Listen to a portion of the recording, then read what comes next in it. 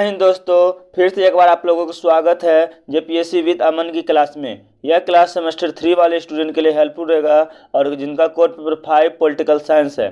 I hope यह class आप लोगों को बहुत अच्छा लगेगा।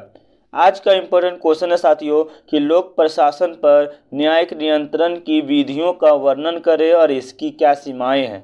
मतलब न्यायिक नियंत्रण क्या होता है, न्यायिक नियंत्रण कब इसका विधि लागू होता है और इसकी क्या क्या सीमाएं हैं। इस टाइप का अगर क्वेश्चन आता है साथियों तो सबसे पहले आप लोगों को इंट्रोडक्शन यानी परिचय से आंसर को स्टार्ट करनी चाहिए। चलिए देखिए किस तरह से इजी वे में परिचय यानी इंट्रोडक्शन दिया जाता है।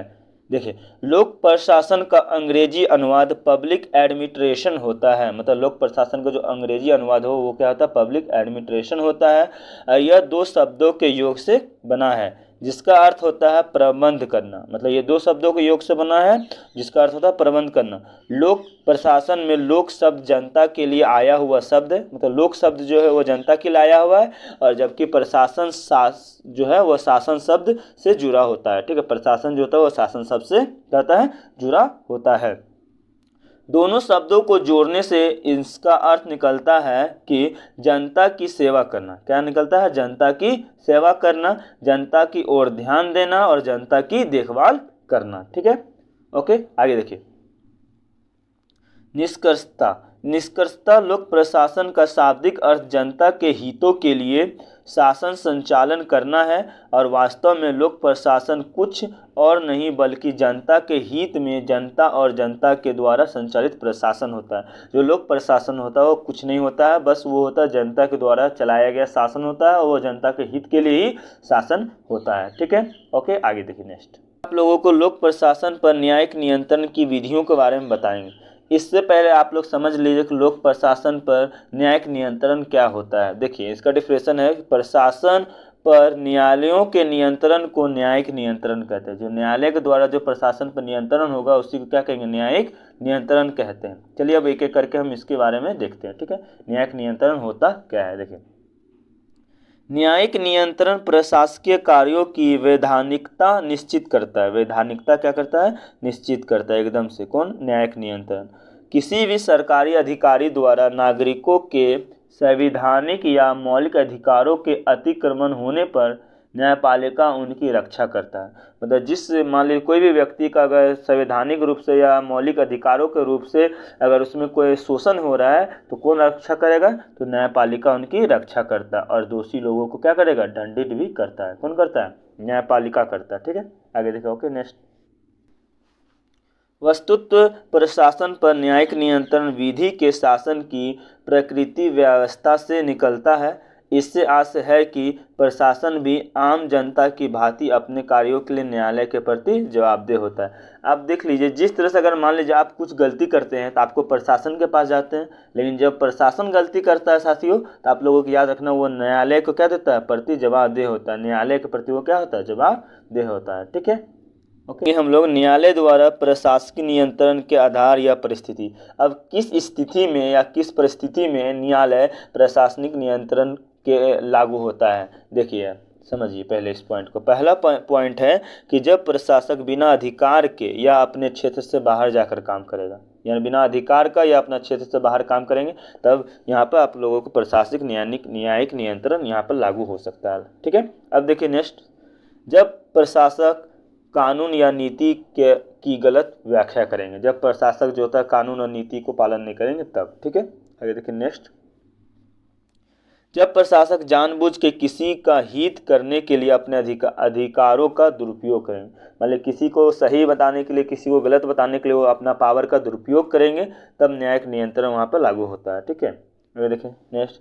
प्रशासक अगर निर्धारित प्रक्रिया का पालन ना करे, जब प्रशासक जो होता है वो निर्धारित प्रक्रिया का पालन नहीं करेगा तब। ठीक है, जब पांचवा नंबर है, जब प्रशासक तथ्यों की प्राप्ति में भूल कर गलत तथ्यों के आधार पर कार्य करता है, जब वो गलत तरीकों से कार्य करेंगे तब भी न्यायिक नियंत्रण लग जाता है। ठीक है, अब देखिए नियंत्रण के साधन। अब नियंत्रण के क्या साधन होते हैं अब हम लोग देखते हैं। ठीक है, फर्स्ट पॉइंट है वो है प्रशासनिक कार्यों और निर्णयों का न्यायिक पुनरावलोकन। ठीक है, इसमें देख क्या कहता है कि न्यायपालिका अगर प्रशासनिक निर्णय संविधान के विरुद्ध हो तो उसे न्यायपालिका असंवैधानिक घोषित कर देगा। अगर न्यायपालिका जो है अगर वह प्रशासनिक जो निर्णय असंविधान के विरुद्ध होगा तब वो असंवैधानिक क्या कर देगा, घोषित कर देगा। दूसरा पॉइंट है देखिए वो है कि सरकार के विरुद्ध अभियोग, मतलब न्यायालय भी अभियोग लगाया जा सकता है, न्यायालय के द्वारा भी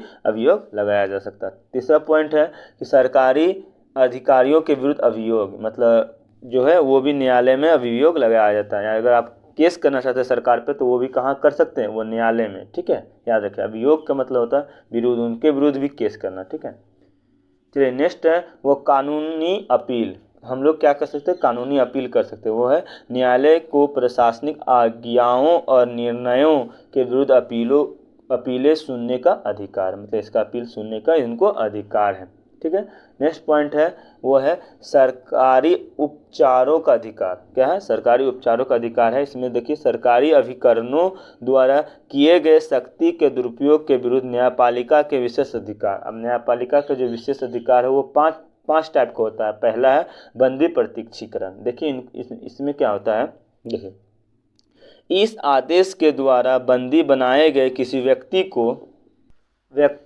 को न्यायालय अपने समक्ष उपस्थित करने का आदेश देता है। जो व्यक्ति दंडित होगा उसको न्यायालय के सामने उपस्थित करने का आदेश देता है ताकि वह उसके बंदी बनाए जाने का क्या कारण जान सके। यदि सही कारण नहीं होगा तो न्यायालय उस व्यक्ति को मुक्त करने का आदेश जारी कर देता है। मान लीजिए आपको बंदी बना लिया गया, ठीक है, आप गलती नहीं पाए तो आपको मुक्त भी कौन करेगा, न्यायालय करेगा। ठीक है, आगे देखिए नेक्स्ट वो है परमादेश। ये क्या होता है, यह आदेश किसी सार्वजनिक अथवा अर्ध सार्वजनिक संस्था को जारी किया जाता है। कौन करेगा, सार्वजनिक या असार्वजनिक। इस रीट के द्वारा सर्वोच्च न्यायालय किसी पदाधिकारी अथवा सार्वजनिक संस्था को आदेश जारी करता है कि ताकि वह अपने सार्वजनिक दायित्व का निर्वहन ठीक ढंग से कर सके। मतलब ये जो परमादेश जो होता है ये सार्वजनिक तथा असार्वजनिक संस्था में जारी किया जाता है। और इस रीट के द्वारा सर्वोच्च न्यायालय जो होते हैं वो पदाधिकारी जो होते हैं और जो सार्वजनिक संस्था होते हैं उन पर आदेश जारी करता है ताकि वह सार्वजनिक दायित्व को सही ढंग से निभा सके। ठीक है, चलिए नेक्स्ट पॉइंट होता है प्रतिषेध। ये क्या होता है, देखिए यह आज्ञा पत्र सर्वोच्च न्यायालय द्वारा निम्न न्यायालय को जारी किया जाता है। किसको, तो उच्च न्यायालय द्वारा वो निम्न न्यायालय को क्या किया जाता है, जारी किया जाता है।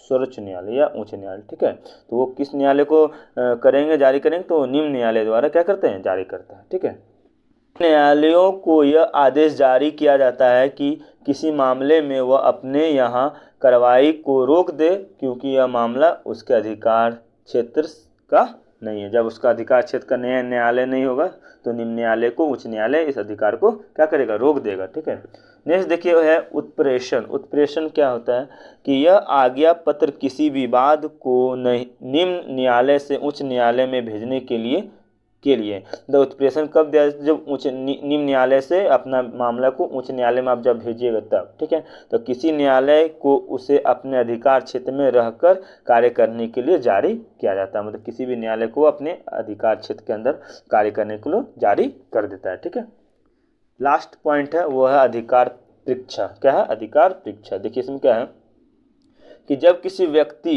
का किसी पद पर कार्य करने का अधिकार नहीं होता है लेकिन फिर भी वह कार्य करने लगता है तो न्यायालय उसे आज्ञा पत्र जारी कर पूछता है कि वह व्यक्ति किस आधार पर कार्य कर रहा है। मान लीजिए आप इस स्कूल को पढ़ाने लायक नहीं है टीचर, ठीक है, शिक्षक नहीं है, लेकिन आप इस स्कूल में पढ़ा रहे हैं, फिर भी आपसे न्यायालय पूछेगा कि आप किस आधार पर कार्य कर रहे हैं। तो इस चीज़ का कौन करता है, अधिकार परीक्षा। तो ये भी कौन करता है, न्यायालय के ही अंदर आता है। ठीक है, ओके।